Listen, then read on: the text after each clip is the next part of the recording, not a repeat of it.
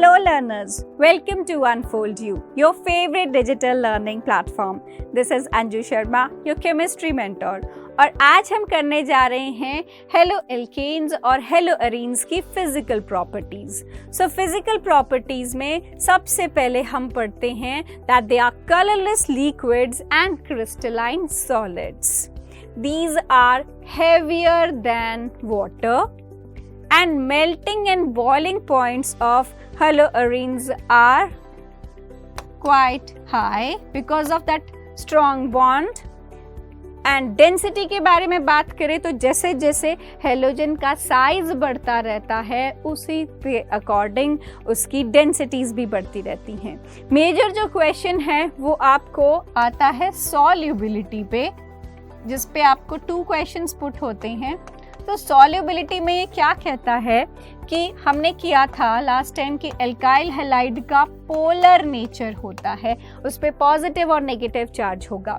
तो जो solubility rule कहता है, सॉल्युबिलिटी रूल बोलता है that like dissolves like. That means कि एल्काइल हैलाइड को पोलर सॉल्वेंट्स में सॉल्युबल होना चाहिए. मतलब अगर मैं इसको वाटर में डिसॉल्व करूं तो इसको सॉल्युबल होना चाहिए, मगर ऐसा नहीं होता. अब ऐसा क्यों नहीं होता? क्योंकि वाटर में डिसॉल्व होने के लिए इनको अपने पुराने बॉन्ड ब्रेक करने पड़ते हैं, और जब नए बॉन्ड बनेंगे उसमें जो हीट रिलीज होगी वो डिटरमिन करती है कि सॉल्युबिलिटी फीजिबल है कि नहीं. मतलब जब ओल अट्रैक्शन आपको ब्रेक करनी है उसके लिए आपको हीट रिक्वायर्ड होगी, और जो न्यू अट्रैक्शंस इसमें फॉर्म होंगी उनकी प्रोसेस में जो हीट है वो रिलीज होगी. मगर in case of haloalkanes जो ओल्डर अट्रैक्शंस हैं उनको ब्रेक करने में ज़्यादा एंथैल्पी लग जाती है as compare to enthalpy released during the formation of new bonds. तो मतलब ओवरऑल उसको एंथैल्पी का बेनिफिट नहीं होगा. तो इसी वजह से जो हेलो एल्केन्स हैं वो वाटर में सॉल्युबल नहीं होंगे. I repeat, the energy required to break the older bonds is greater than energy release during the formation of new bonds. As a result haloalkanes are not soluble in water. अब यही चीज वो organic solvents के लिए अगर पूछता है तो ऑर्गेनिक सॉल्वेंट्स में दे आर क्वाइट सॉल्युबल, क्योंकि वहां पर इनको एनर्जी बेनिफिट्स होते हैं. डेंसिटी से ये बोलता है simple fluoro and chloro alkanes are lighter than water while bromides and polychloro derivatives are heavier than water.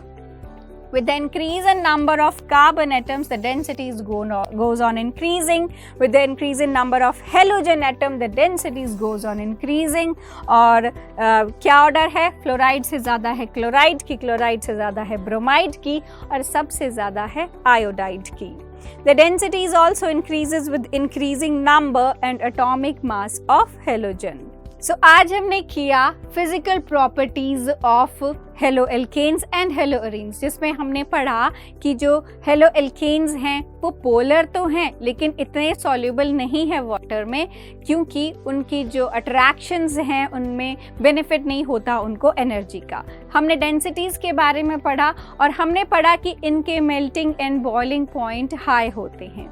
जो हेलो अरीन्स हैं उसमें मेल्टिंग पॉइंट डिपेंड करता है पैकिंग पे, और पैकिंग अच्छी होती है पैरा कंपाउंड्स की. इसीलिए जो पैरा सब्स्टिट्यूटेड हेलोजेंस हैं उनका मेल्टिंग पॉइंट हायर होता है, क्योंकि उनकी पैकिंग अच्छी होती है. और जो हमारे बॉइलिंग पॉइंट है वो डिपेंड करता है डायपोल मोमेंट पे, और dipole moment ortho substituted halogens की ज़्यादा होती है. सो इसके साथ ही फिजिकल प्रॉपर्टीज यहीं पर ख़त्म होती है. हम नेक्स्ट टॉपिक में मिलेंगे केमिकल प्रॉपर्टीज ऑफ हेलोजेंस के साथ. Till then keep learning, keep revising. Thank you.